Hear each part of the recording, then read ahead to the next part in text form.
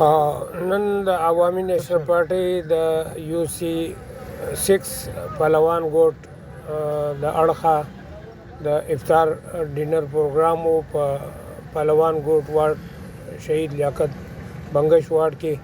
او په دې پروګرام کې د عوامي نیشنل پارټۍ ضلعي صدر جناب فهیم جان صاحب مهمان خصوصي و. په دې پروګرام کې د قومي اسمبلی ممبر اقبال مسعود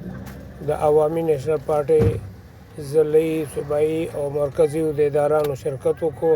په دې هکله باندې موږ نن د ضلعي صدر فهیم جان صاحب نه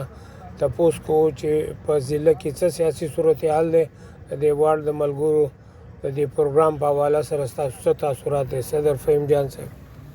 بسم الله الرحمن الرحیم. ډیره مهرباني نور الله بھائی، څنګه چې تاسو ته پته ده د ماه رمضان میاشت ته او ځای په ځای افطار پارټیانې دي. په دغه تسلسل کې زمونږ پهلوان ګوټ شهید لیاقت بنګش وارډ نن افطاري پروګرام کړی او زه مې انوایټ کړی وم. په هغې کې زمونږ سره اقبال مسعود صاحب MNA صاحب هغه هم راغلی، نور د پارټۍ ډېر ملګري هم راغلي. هغوی ټولو په دې کې شرکت وکړو او پکې د دې ملک دپاره د دې پښتون قوم دپاره او په موږ دی الله تعالی خاص طور پر په دې پښتون قوم باندې خپل رحم وکړي چې موږ کوم شیزونو ته ورمخکې یو، د هغې دپاره پکې دوام وشوه او د هغې دپاره دوای خیر وشو چې موږ ته دا کمې پیښې دي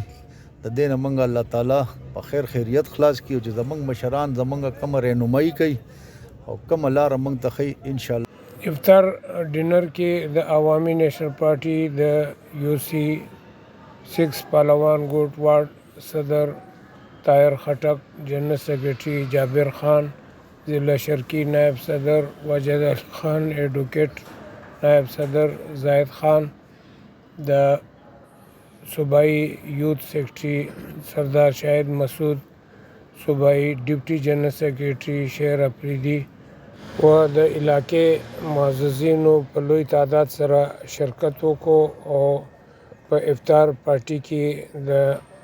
پښتنو د جان او مال په تحفظ باندې د تشویش اظهار وکړو او دعا یې وکړه چې الله پاک دې ټولو پښتنو ته د امن او د سکون زندگی ور په نصیب کې.